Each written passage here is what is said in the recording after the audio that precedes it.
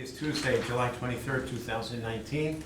Time is 2:02 p.m. Calling this meeting to order. Kim, would you lead us, please, in the pledge? I pledge allegiance to the flag of the United States of America and to the republic for which it stands, one nation, under God, indivisible, with liberty and justice for all.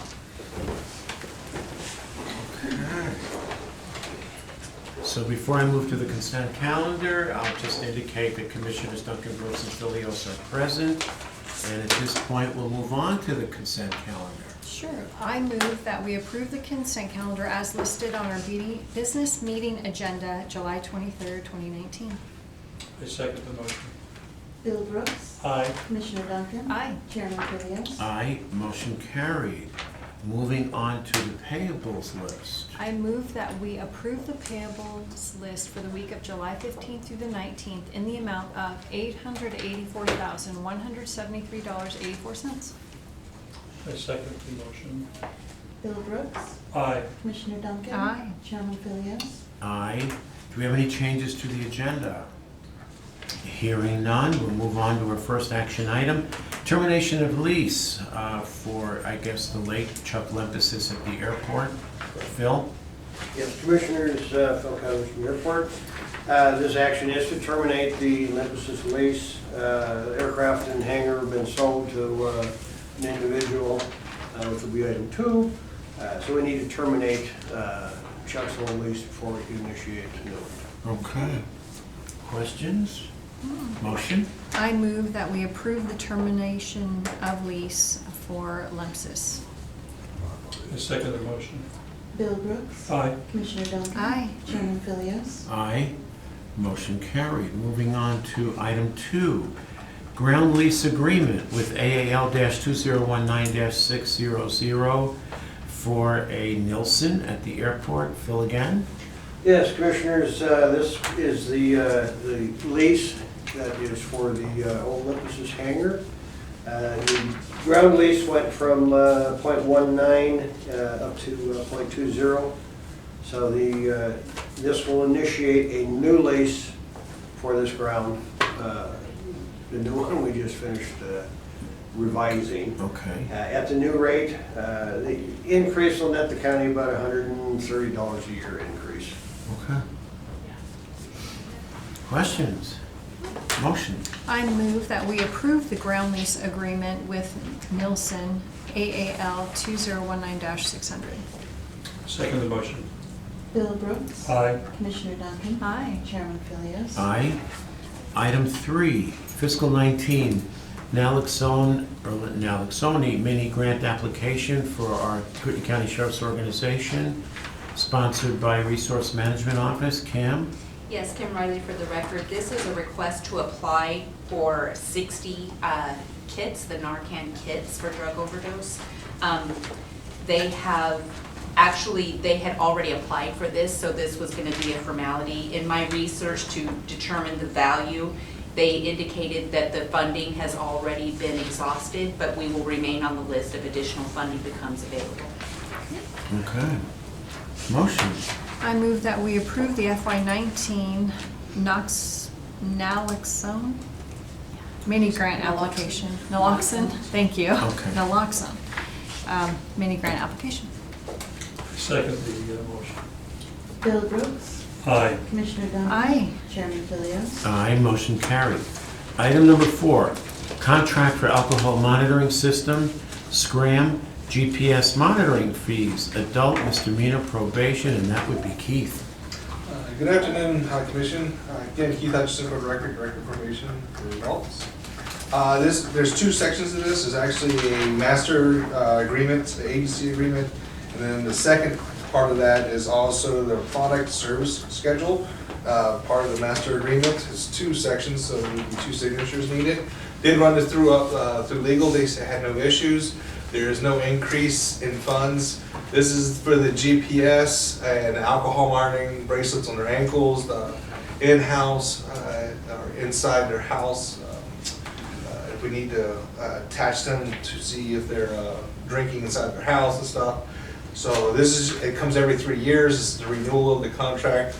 One thing we did get out of it, which was nice, I was able to negotiate if I ever needed a expert, because it used to be a $2,000 charge to have an expert to come in. So we got one expert testimony available to us if we seem to need it. Been here 2 years, we've never needed it, but never say never. So that's why we got that added in.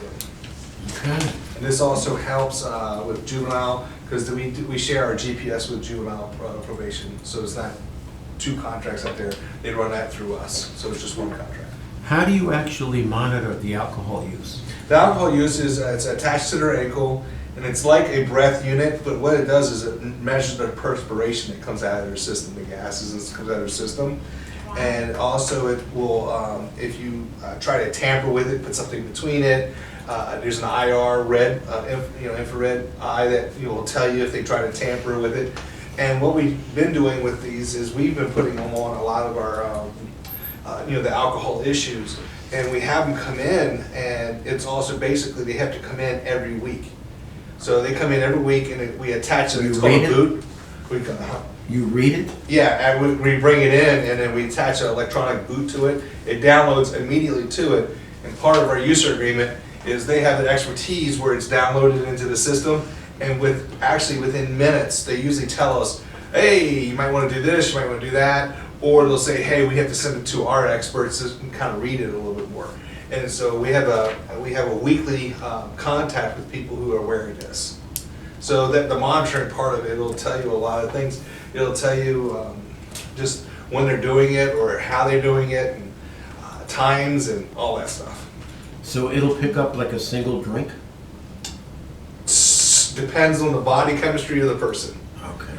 Most of the time, yes, it'll pick up. Actually, we have to do an in-depth interview while we're talking with them, because we have a lot of people that will work in the industry where hair salons, alcohol sprays, paint booths. Okay. So we have to know, okay, that's that period of time. And if it's high during that period of time and then it drops off, is because it's atmosphere related to their job. But if it stays up and keeps staying up and everything else and it spikes, then we know that something else is going on. Okay. And then the GPS is nice for people that we,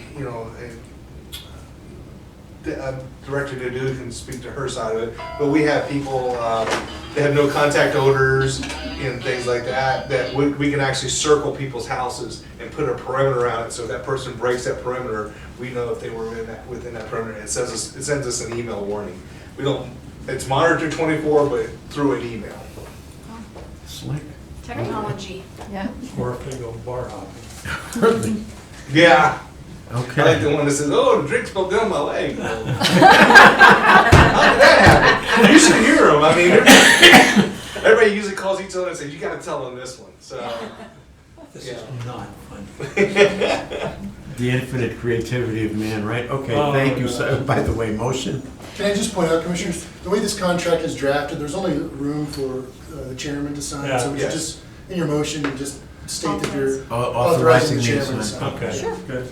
Thank you, sir. I move that we approve the contract for the alcohol monitoring system, SCRAM, and GPS monitoring with their fee schedule, and authorize the chairman to sign.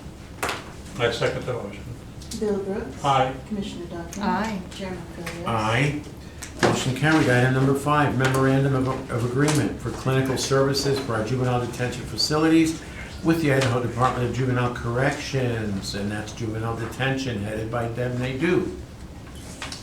Oh, JT's. JT, sorry.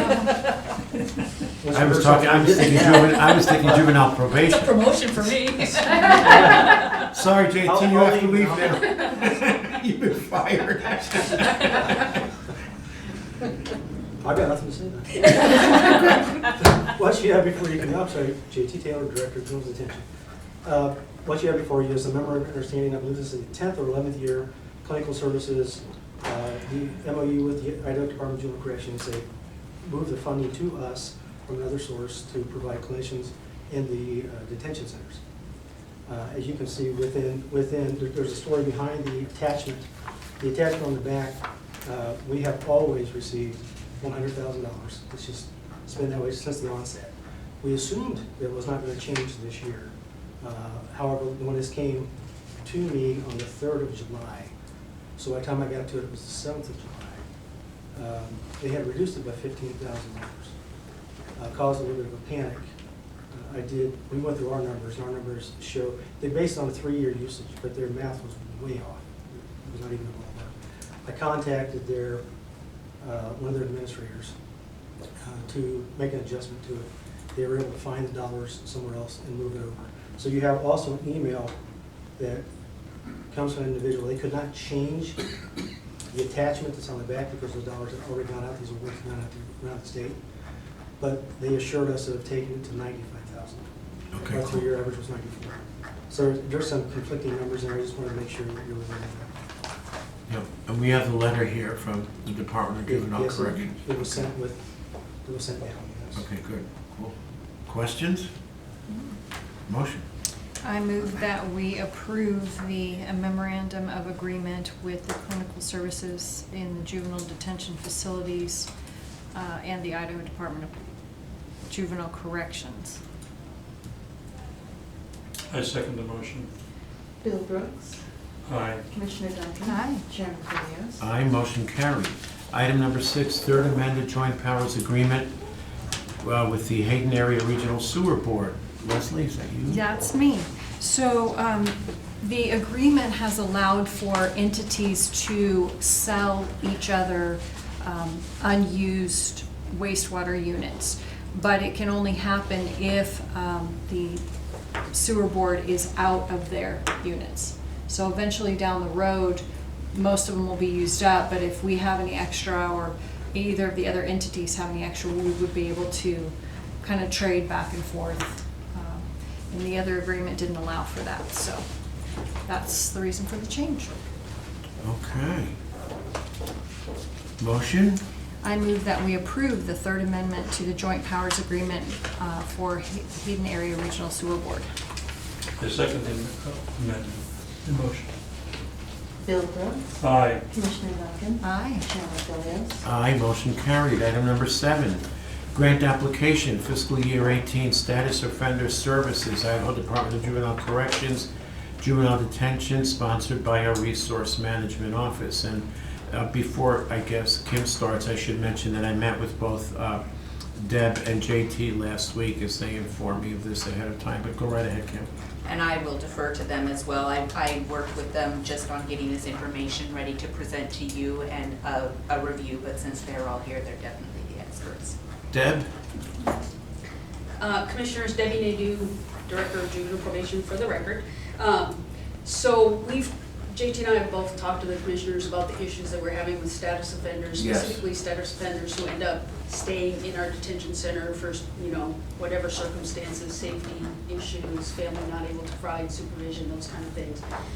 The state has made this grant available through the Department of Juvenile Corrections in order for us to try to fix that status offender issue. So we're applying for $80,750 out of $160 that they made available statewide. I think we have a good chance of getting this grant approved. It's specifically, and there's no match to this, we're not asking for any new positions or anything like that. We are going to partner with community resources already in place in contract for respite services and family engagement services and things of that nature to try to help these families safety plan and come up with supervision plans so that these youth can be released back to their parents. So it gives the families some options, it gives the judges some options. It's really a collaboration with all of juvenile justice, detention, probation, and even juvenile diversion. Depending on where the youth falls within our system, we're all going to be able to access these funds to provide these services if these youth find themselves, either at risk of going to detention or at detention where a judge would have an option instead of keeping them there, that we'd have some resources in the community to refer these families to. So And again, we're approving the grant application here. it's just an application Right. for the grant, correct? Understood. Correct. Questions?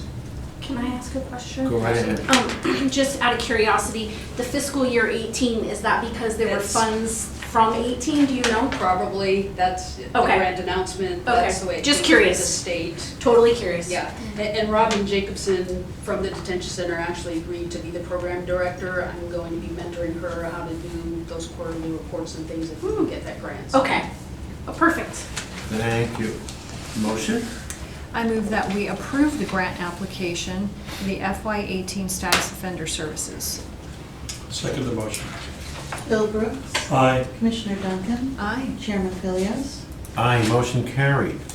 Item number 8, contract modification for transportation services, Area Agency on Aging for Public Transportation Resource Management Office. Kim? Yes, this is the annual agreement with the Area Agency on Aging. They provide the cash match for our ring ride program. Previously, we had a negotiated rate of $5.50 per ride. Due to funding, they have reduced that amount to $4 per ride, effective July 1. Okay. So they have a funding issue, is that it? I think everybody's in a similar situation, yes. Did you say July 1? Questions? I have a question. Are we starting to charge people a fee for riding the bus? There has been talk of implementing a fare system. We've continued to do research, and right now the revenue coming in would only cover about a quarter of the expenses. So we would actually be spending more money in order to implement a fare. So what we're doing now is looking technology-wise there are some agencies that are going to using a mobile app where the majority of your functions would be all done on an app or web-based, and you wouldn't have to have the vending stations and such throughout the community. So that's kind of the area we are shifting gears. They did a fare equity analysis, and that's kind of where we could make the investment now, but we're anticipating within 2 to 3 years that would be obsolete. So we're moving in another direction. Okay, I'm gonna revisit this at some point, but I know. I thought it was great until I saw the return, and it would take quite some time to get the equipment, the cost of the equipment, to get that so return. it's cheaper to let everybody ride free than it is to charge them. Because of the equipment investment. But the one that she's talking about, the Ring of Red, that's for paratransit. Yeah, that is, No, I'm talking about the bus system in general. Well, yeah, but I'm just saying in that aspect, it's I for understand. I older understand people that. and. I read the packet, I understand Yeah. what we're talking about here. Yeah. Okay, motion? Commissioners, this is another one where there's only one line for the chairman. Okay, so just authorize the Just chairman. let you know. Okay. Sure. I move that we approve the contract modification with the Transport Services Area Agency on Aging, and authorize the chairman to sign on behalf of the board. Second motion. Bill Brooks. I'm losing my voice. Aye. Commissioner Duncan. Aye. Chairman Philios. Aye. Motion carried. Item number 9, Resolution 2019-64, Public Transportation Procurement Policy and Procedures Amended, RMO. Kim again. that is me. Pat Braden had indicated he wanted to be here for this. I'm not sure if he's here, but we did speak with Leslie yesterday. There were some legislative changes in regard to procurement, and so our policy needed to reflect those changes. Okay. Motion? I move that we approve Resolution 2019-64, which is the Public Transportation Procurement Policy and Procedures amended. I second the motion. Bill Brooks. Aye. Commissioner Duncan. Aye. Chairman Philios. Aye. Motion carried. Item number 10, Resolution 2019-65, Surplus Equipment, Juvenile Detention. JT Taylor again. Commissioners, this is an old copier that just does not work. And IT told us it needs to go, and we've already purchased a replacement for it. Okay, motion. I move that we approve Resolution 2019-65, which is the surplus of equipment for juvenile detention. I second the motion, but what do you do with the old one? Does anybody in their right mind want to buy this thing? It would cost more to fix it. That's what I mean. What do you I'm do? told. So what do you do with it? No? No, yeah. Nobody's allowed to take it. Yeah, that's All right, I second the motion. I just was curious when I read that pack and I said, yeah. It's sad how much was thrown away. Thank you. Bill Brooks. Aye. Commissioner Duncan. Aye. Chairman Philios. Aye, motion carried. Public comment? None. 2:23, we're all wrong. I was gonna say we all lost. Meeting adjourned. Should start having